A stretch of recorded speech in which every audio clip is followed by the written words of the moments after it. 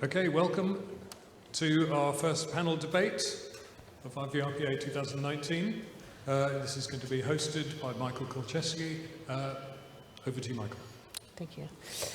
Well, hello everybody. It's good to have you here.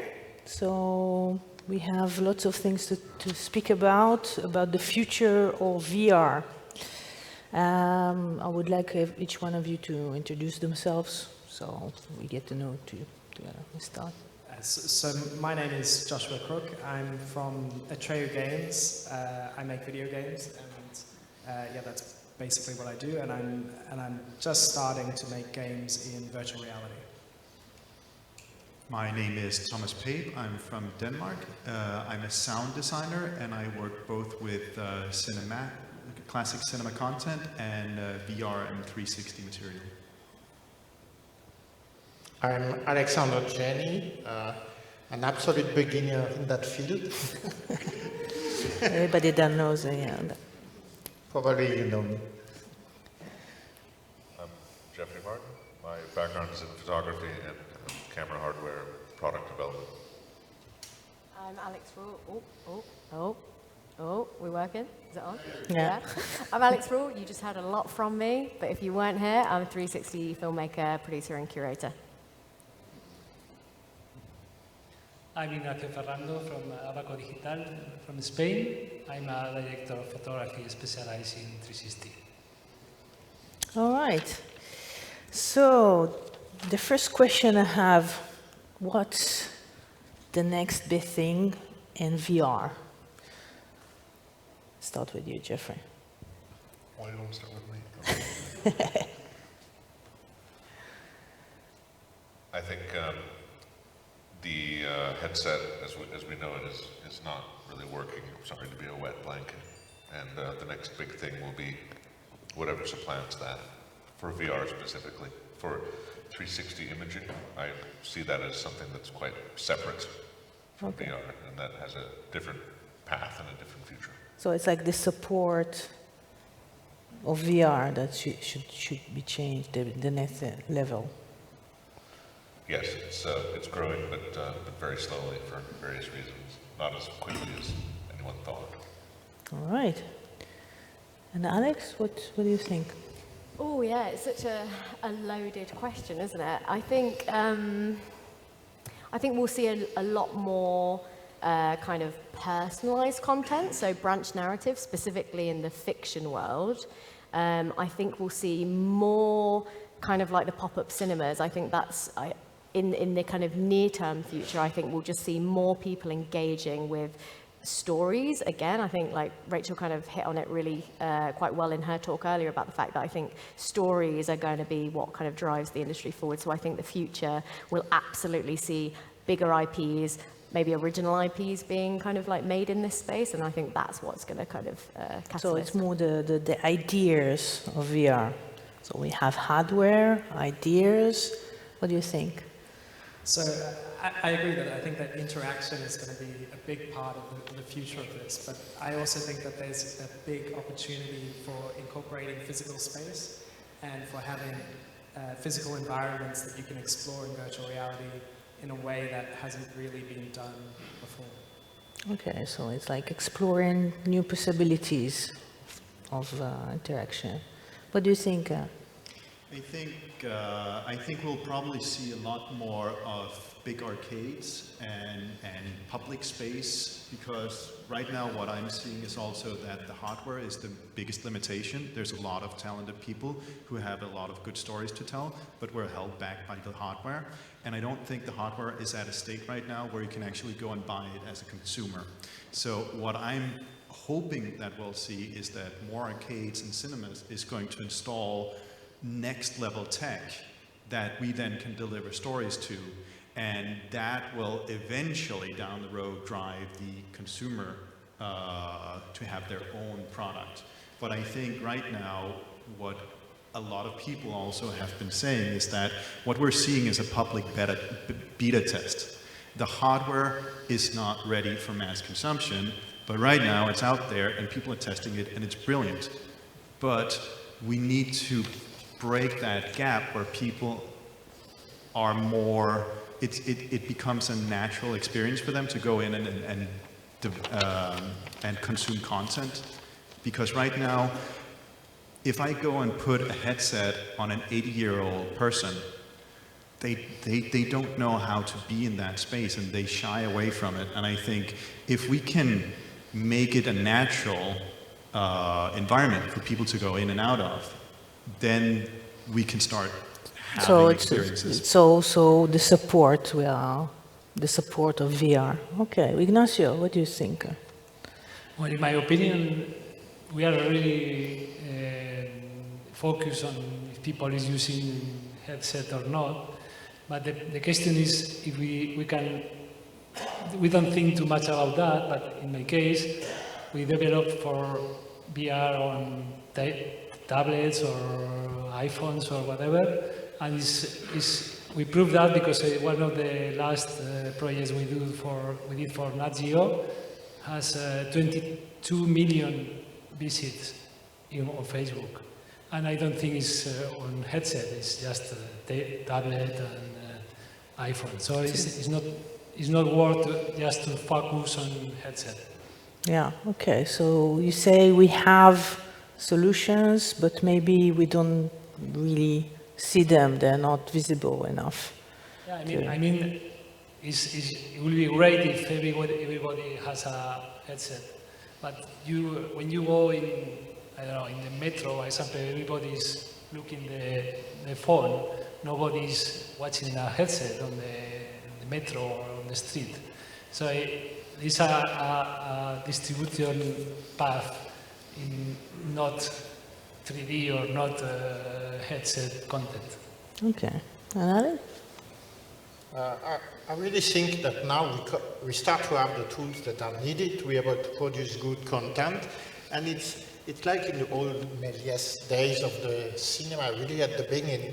There are some people that were just having the problem, just producing the first content. Now we don't have that problem anymore. We can create the content. So it's now about to embrace that new media, to be able to understand what are the advantages, the drawbacks of that medium, and to use it right to deliver the content. Because at the end, it's the content that is key. The content is key. We need to find the right content for that headset. If you talk about headset, I really agree that if we are going to have to be main street, it's not the HMD that are really the right device. We need to think about more consumer level, like the mobile, the tablet. This is really fine, or even the web. There is also another thread that I really like, is that we are seeing now in standard show, TV series, interactivity layers, like we can say the Black Mirror with the Bandersnatch. It's just a huge hit. They did interactivity in standard shows, and that is really one of the missing gaps for VR, I think, because VR, it's already 360, so it's already mimic the most interactive medium, which is video games. But you don't have the interactivity yet. So you can turn around, but cannot interact. This is more close to video game than, in fact, to cinema on this side. So we definitely did interactivity, an interactive layer on top of that. Either we click button or we look at hotspot or stuff like that. There are so much solution, non-linear storytelling there. But that is really missing, and that would be really a big step forward. Well, it's really interesting because the next question is how a non-linear storytelling is changing the people way of adapting VR. John, can you tell us some more? How? So, yeah, I think that this is kind of the frontier of where virtual reality is going at the moment, towards greater interactivity and towards what video games have been doing for a long time, which is that, you know, you don't just look around, but you actually interact with the environment, and the environment responds to what you're doing. And so that kind of level of interaction goes beyond what you can get even in a movie, and towards closer to real life, I guess, in terms of switching on lights, very basic interactions that can be done quite simply, and that have been around in video games for many years. And I think that once you get that into 360 videos and 360 photography, you're heading towards that kind of video game-esque environment. Yeah. Okay. So what do you think, Alex, about that? Yeah, I think that's really interesting, because I think when I think of like my perfect vision of like what VR ends up being, it is that ability to kind of literally just, okay, now I'm in a different world.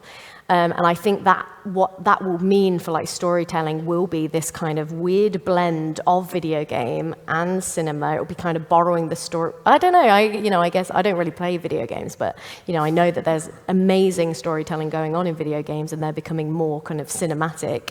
But I think that it will be that kind of strange blend of the two, which we can't really describe. We can't even imagine what that would be right now. But in terms of, what audience wants right now, I think a lot of people are kind of like, oh, we need to make, specifically 360, we need to make it more social. We need to make VR social. And I don't think that's true. I think you need to lean into the fact that this is not a particularly social medium. This is an intimate experience where you can completely immerse yourself in it, much more like reading a book. And so I think personalization and interactivity is one way where you can kind of achieve that. Like in our latest project, Playing God, the whole point is that you are forced to make these decisions, and you're acknowledging that you're going down a completely different path. But then you have pieces like Mechanical Souls, which is kind of personalizing this story to you, and you're not aware of it until you have that conversation afterwards. And that's where I think the superpower of nonlinear is in practicality terms. People talking to other people. Oh, I didn't have that experience. Oh, now I want to go do it again. And my experience was super personal, and that makes it cool. And maybe that helps speed up the adoption of VR. Okay, so. What kind of experience can we have, like an examples, Thomas, if we can have an examples, how can we attract people to adopt this kind of medium? No, sorry about that. Oh, yeah, we have a phone. There's the answer. He was calling with it. I think this group is actually a really good example of what needs to happen is that it's not out there yet, that the tools are difficult to achieve, and a lot of talented programmers are going out and building the tools that we need to create the content. Because right now I'm leaning a lot towards artificial intelligence might come in and save us, because if we want these personalized experiences, and if we want this very specifically tailored content, I think if we can harness the AI, we can like sculpt a way for an experience, but give the AI a little bit of lee room to give people even more choice and personality in their experience. And I think this community really needs to try and bring that technology in. Okay, so giving more opportunities, more examples, more ideas. So the next question is a bit hard, because there's a big debate lately in all the forums we have. Is video 360 dead, or is it a new rising of a new era of image quality? Ignacio, let me. Okay, that's a very good question. Yeah, the point is, I think we are not there in quality-wise, because you see a normal 4K linear documentary and you say, oh, it's beautiful, and it's difficult to achieve that in 360 technically, because you will need 16K resolution to to get that. So I think we are far from there, but we need to use the things that linear video don't have, like interactivity, like immersive. This is very important. We do good content, immersive content. The image quality is important, but could be overpassed by the immersion. Okay, Jeffrey, what do you think? There are a couple of things with 360 cameras. I've noticed that the camera companies that have development tools available for programmers to develop their own specific tools for the camera, that there's a lot of niche use cases, industrial use cases, and they're all niches, but there's like hundreds of them, and they all kind of pile up to a like very large quantity of applications.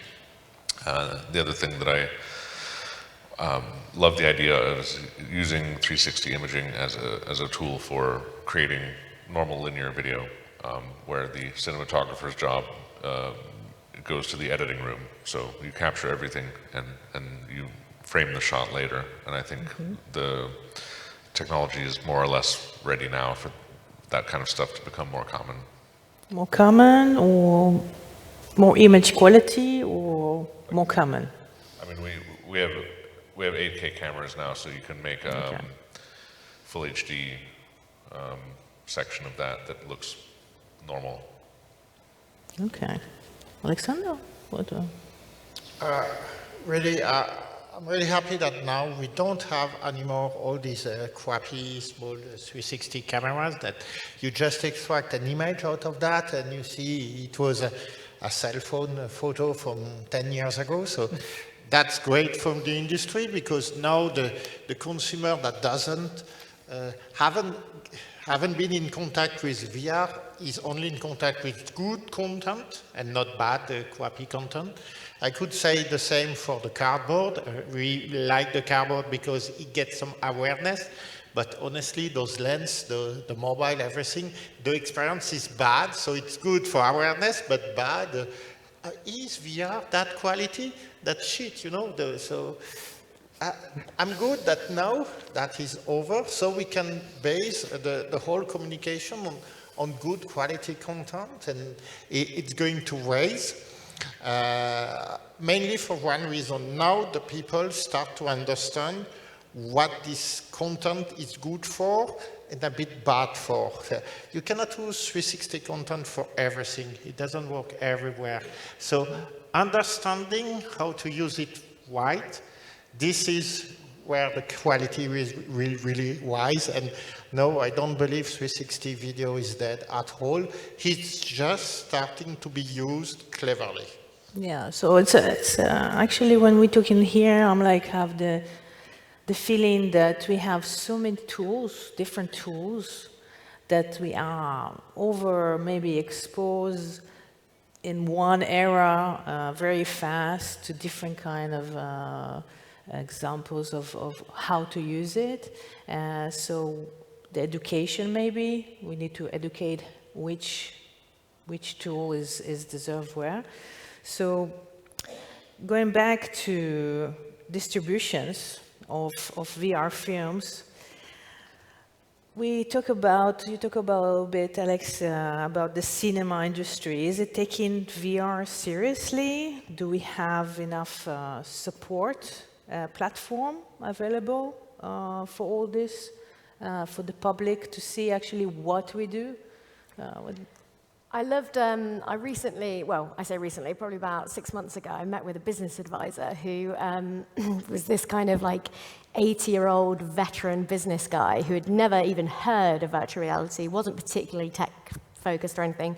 And when I was like describing like what my business did and describing virtual reality to him, and I unfortunately didn't have a headset to kind of show him, he was like, oh, that sounds just like when cinema first started and theatre makers were like, no, you're not showing that in our kind of like place. This is for the theatre. And apparently people would literally load up the film projectors in like shopping carts and like wheel it around and like set it up at playgrounds and take it to people's houses and have this really like grassroots kind of like, and I feel like that's me now with a headset going to every single party like, guys, you've got to like, let's do some VR.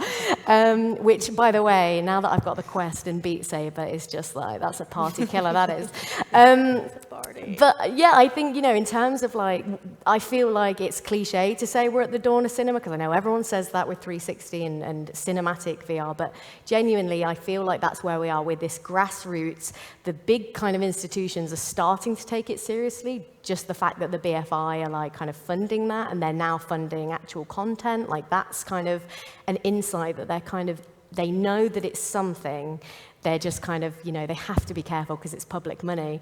But we've proven with the VR cinema that people will pay for this, and there is a market for it. And I think what we're plagued with, especially in the industry, is a bit of an echo chamber effect where, we all kind of see the likes of John and, Google's kind of studio and Oculus Studio. We see like these big announcements of like people pulling the funding for more cinematic content and, story-led content. And we think, what does that say if these huge multi-billion, pound companies can't afford to be sustaining this? But I think actually more than ever, there's more kind of interest in it from the public. There's more grassroots people championing it. And in terms of like festivals, I think what's interesting again at the moment is the access points for VR are people that own headsets at home, which, does skew towards like younger males who kind of are mainly gaming, I guess. Although I heard a statistic once about, 360 video being consumed on every. I feel like someone started that on one of the groups and it just kind of spread. But I think that, in terms of festivals, they're focusing on the high art, and what's missing is people kind of setting up these kind of more, like people that don't want to buy a headset, but probably are interested in the content. So it's kind of, for me, it's like piggybacking on existing things like cinemas, like events, kind of getting in there and shoehorning it in. And the audiences will speak for themselves when they say, that was amazing, I want to do that again. Like, when are we going to have more of this? Alexander, you wanted? So on the distribution, there are new platforms, of course, that are here that are not really standard movie theater and stuff like that. I just read the news, I think it was 2 days ago. Oculus on the store just quoted that they sold 5 million of 360 content in the first 3 months when they opened the store. So that starts to be serious, 5 million in 3 months. I think we cannot ignore that. There are other companies that are really highly specialized in that. In Blend Media, I can quote them. I don't know where they are, but they are pretty solid also on VR content licensing and stuff like that. So yes, distribution is distribution also to B2B and distribution to B2C. B2C, I agree, it's really the headsets that will going to get that to the masses. And among them, Oculus is still one of the big there, because the other are more tailored towards gaming, which means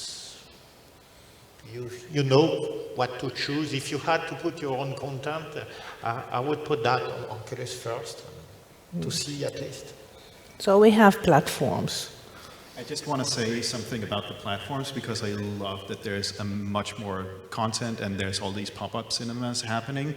What I do hate is that both the Oculus Go and the Oculus Quest and several other new headsets are coming out with these ridiculous speakers built into them, which basically make my work as a sound designer completely irrelevant, because what's coming out of that is not what I want people to experience. So as people setting up cinemas, I really encourage them to put a proper headset on, like proper earphones, because when I create a sound design, I create a very, very elaborate three-dimensional soundscape that bypasses the ear completely and gives that 3D immersive sensation of you being in the experience, and especially for non-linear and fictional content, but also for documentarist content, that whole sensation elevates the experience to a completely different level. And the moment you just put on an Oculus Go, that goes away, unless you put headphones on. Okay, so. Yes, another thing is interesting on that point is I think the industry must reach standardize the formats of audio, spatial audio, video, because it's a really nightmare to provide content. I know because of I did some the journey we did the post production, and each time it was played in a space, we need to create a new version because they're using the Oculus version of this, I don't know, and the spatial, second order, first order, third order. This is really a nightmare. I think that we need to get a standard on that. I completely agree, Yeah. and I think that right now all of the tools for creating sound are pushing towards third-order ambisonics as the golden standard. So I think if all the hardware producers and all the software producers could just agree on that being the format we're going for, I think that would solve all those problems. So we have them actually. I have the feeling that we all know that we have the tools, we have everything, but everything looks like it needs to be ordered. It needs to be. There's no constructions yet. We are all in a niche, and we are trying to swim in it a little bit. This is the feeling I get. But there's real tools that we have. And the next question is also coming back to the camera issue. There's a lot of one-shot camera that coming out for the public, usually. Is it, in your opinion, monetizing the industry, open it to 360, or is it obstacle? How do you say it? Obstacle for professionals. Ignacio, let's see what you are. Well, I see that anything that do people knows the technology is good. I mean, if more people see 360 videos, more people knows. And now everybody can record a video with their phone, and doesn't mean the industry of linear video is dead. I mean, it's our task to demonstrate professionals can do a better job with the right tools. The problem we have is the professional cameras are not really so professional. Ah, okay. So we do have. What do you think, Jeffrey? I think they're great, these one-shot 360 cameras. They're exposing 360 photography to tons more people in the world. For photographers, first they're dismissed as a toy, and then they're not a toy anymore, and people are using them as a tool. Thousands of Google Street View photographers shooting businesses are, they took a lot of our work away, but there's a lot more virtual tours in the world now that people are familiar with. You open your phone, go to a business, there's a virtual tour there. So I think they're great. Okay, so it's easier to use, easier to distribute, and also giving the support for the medium, for the more professional work. You'll always have the option to put some normal cameras together into a rig. That will always be an option. Okay. And you can do that when you need to. That will always be the case. Okay. I think on that note, it's like, not to be the one to keep banging on about story, but I always like use the analogy when someone talks to me, like someone usually reaches out on Instagram and says, what camera shall I buy? Like, I really want to make a 360 film. Should I get, shall I look to buy the Candau, $8 or $6 grand rig, or, I want to be professional. What camera should I buy? I don't want to buy just like the point and shoot. And I always yes, there's a difference if you're working in B2B, and obviously when you're selling to a client, they expect like a certain quality, and also they have an expectation of, if I'm paying this much money, I don't want to see a tiny little camera. Unfortunately, we're kind of combating that mindset all the time. But at the same time, you only look to something like Tangerine at Sundance, a film that made such a huge splash at Sundance that was shot on an iPhone, and that's because it was an incredibly powerful story. And I think 360 as well kind of leans into that thing of being, somewhere that you couldn't be otherwise, and especially when it comes to like documentaries and kind of being able to just pull it out and like shoot a fairly good, resolution, considering it's like this big and you can edit it all on your phone. I think that's like a really powerful thing for the industry, and I think I wish more people would, I've kind of banned myself from buying new cameras and new technology because I use it as an excuse not to go out and shoot stuff, and I really should just be going and like working on my kind of craft of telling a story. Yeah, I mean, I agree with that. I think that when you work with technical limitations, and if you push those technical limitations, you can often achieve things just through storytelling and mood and emotion. And if you try and focus on those areas, and you'll be surprised with what you can do a lot of the time. And I think that there needs to be more focus on that, particularly as the hardware improves over time. So while it is at its current state, there are other things to focus on that aren't necessarily the hardware, which can still give you surprisingly good effects, particularly for storytelling and fiction. Right. I think today the cameras are really covering all the range of our needs, from really consumer base, where they can just have a single click camera, it's really great, up to really the do-it-yourself camera with RED and different fisheyes, and you have a workflow for that too. So I think it's not really a question of camera anymore. They are more, we can make them more easy to use, more efficient or more tailored toward our usage and constraints because of the stitching afterwards. But we have that now, so it's just about using them, I would say, to create cool content. Come on.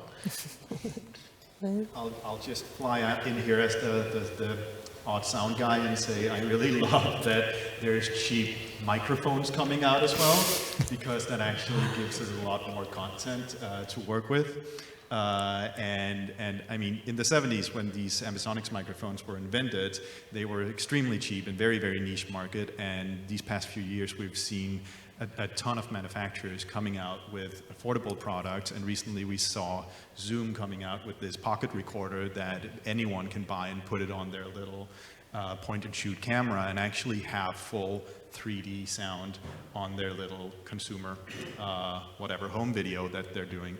And for me, that's just brilliant, because I get a lot more content coming my way that I can actually work with, that people go out and capture, and they, the big industry leaders start developing tools that I can work with, because obviously the point and shooters want these easily accessible. And that just brings them to me as a professional at some point. Okay, so it's helping us. It's helping also to understand what we're doing, actually, because of that, you know, people more use it, and you know, we can easily more. Can I just add one thing? I think as cameras, the more we have cameras as a kind of simple, inexpensive tool, people will create applications for it that were not intended. And you know, I'll point out Mr. Jorgen here, who came up with the sticking 6 GoPros together, and that's what everyone here was using for a while. And it was, you know, I would say kind of a weird hack that was forced to work because there was nothing else. And then this guy turned it into not quite as much of a hack anymore. More professional. Yeah. But it was a while before there were actual like 360 cameras, and we were using this kind of hack together thing, and then How many years ago was it? It's like recently. 13 and 14. What was that? When was that? And then some people at Google took the Google Jump Rig, Oh, yeah. which was again made of GoPros, right? Yep. Yeah. Right. And then they built a light field camera out of that, so there was like a double hack. And yeah, I think that's really interesting. So people will create things that you never imagined if the basic technical tool is there. Yeah. Okay. So, do you want to say? Yeah, I really like this. There are many people, growth hacking, hackathon, stuff like that. If we just could have a camera that we can synchronize, a really small camera that we could synchronize, we could do so many do-it-yourself rigs for doing real new 360 light field, volumetric capture, VR of course, but also bullet time and stuff like that. But that small camera, I can only quote one, which is the Sony RX0, that is really nice. But if the Sony guy, you are in the room, please let us have changeable lens for that. That would be great, because I'm not sure they're here. that camera could be something that could be used in the future to discover new usage. So Okay, I will write it down because yeah, we put a feature request to Sony, please. Okay, so next question. How do you see VR industry in the next 2 years? let's start with you, John.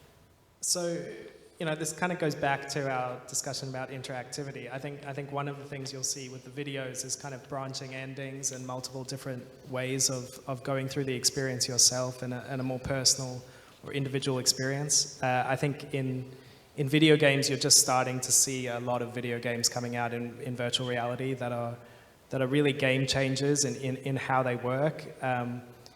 In Japan, there are warehouses being set up where people are kind of running around, you know, with zombies chasing them and that sort of thing, which is interesting as a test product, but it's not a consumer-based product at the moment. So I think the next couple of years, you're going to see a lot more testing and experimentation, and there are going to be you know, dozens of different branching and interactive narratives coming out, I believe.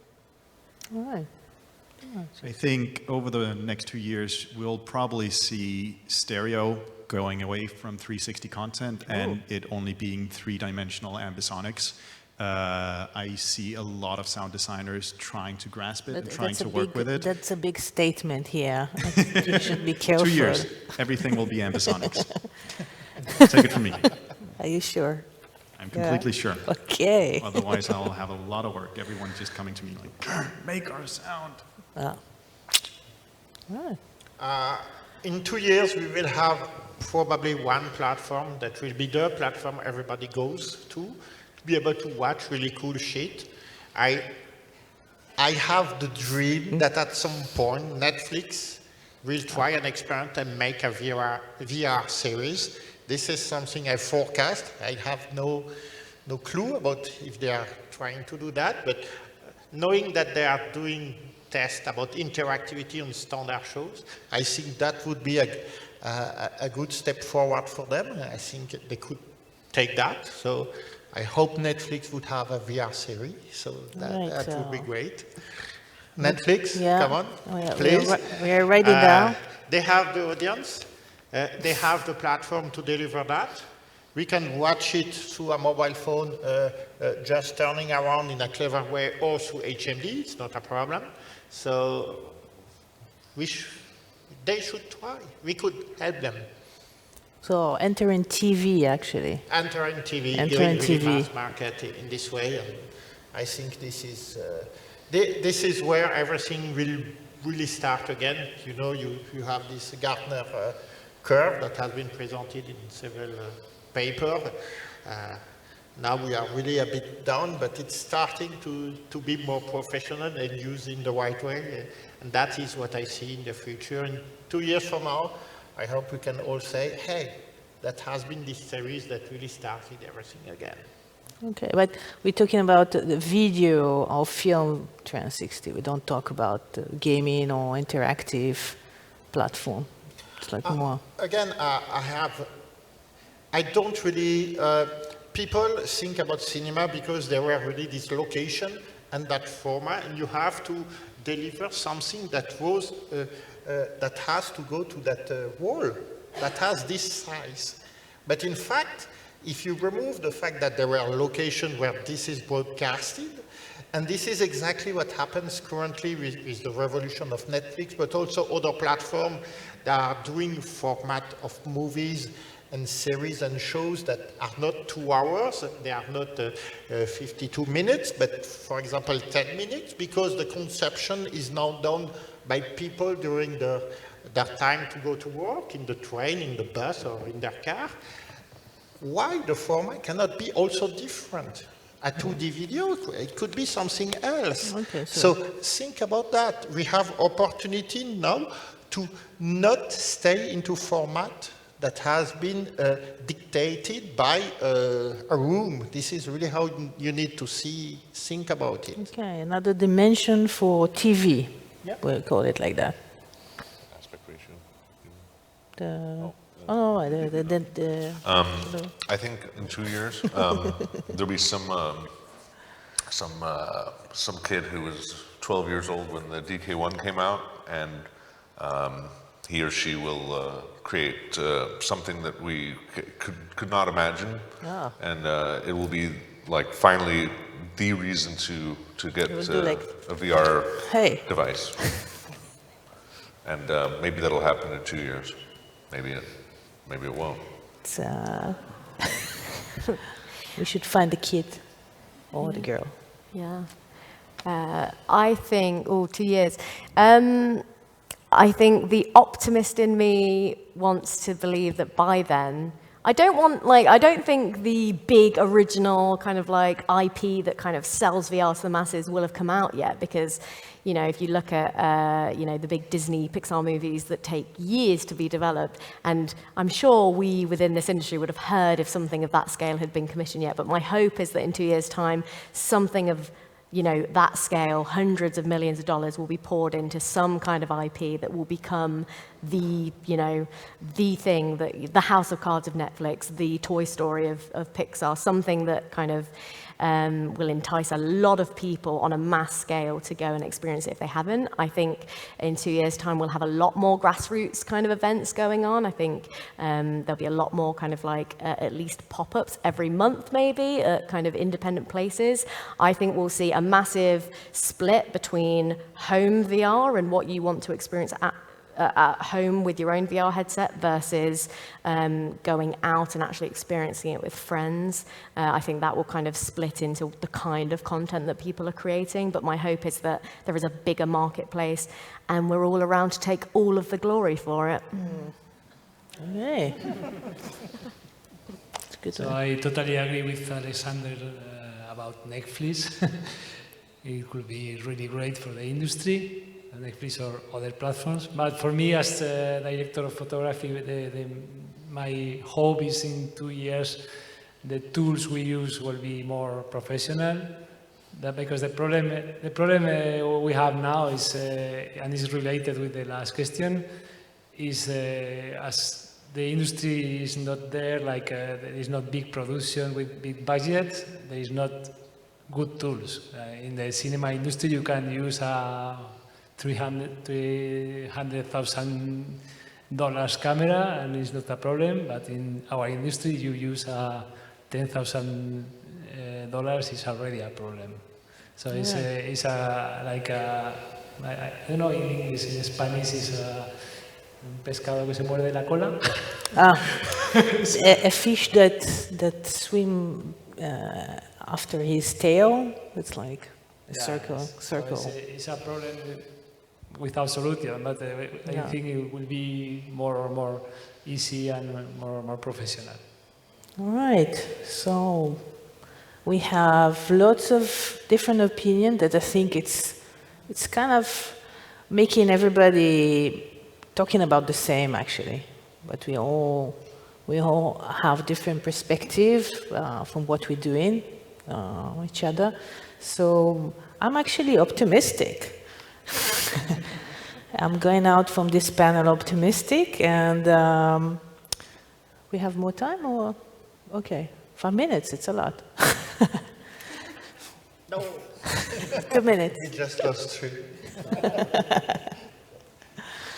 So we have, I think we can finish the panel, and with optimistic, futurist collaboration between all kinds of different perspectives and countries, and so Jeffrey is going to help. There's a great book called Rainbow's End by Werner Vinge. And if someone's interested in like the future of this kind of stuff, it's about like a near future, maybe 30 years from now, where AR has sort of permeated society and is part of our everyday lives, and it's very believable and fascinating. So it's highly recommended. Rainbow's End. We're talking about books always, even if we're doing VR. We always keep in the basics, isn't it? You want? Oh. Well, I had to be optimistic because I'm 52 years old, and on the last 21 years I only do 360. So if it's not work, I don't know what to do. It's too late. It's too late for me to learn a new meeting. Oh, yeah, it's optimistic because there's more people that are interested in it. There's more tools. Maybe there's a little bit of earthquake, a little change that we have in the industry the last few years. But as we, the greatest said, a big change, it always hurts in the beginning, but then it brings something else, maybe better, we hope. Well, we need to educate about it, isn't it? On that aspect, education, by the way, I really need to thank IVRPA globally, because what they are doing since many years now, being able to share that knowledge, and everybody, all presenters from all years, really share their own tips and tricks to be able to make it really massive. That's really something, I've been to several different type of shows and events. This is quite the only one I can quote that has this open sharing spirit, and really need to thank IVRPA and everybody that does that behind the scene to make that magic happen each year. It's really, for me, always superb. Oh, it's great. And it's important to have support from the community, and that people will come and participate at this big project of educating the future of VR and whatever we want it to be. Okay, thank you very much, everybody.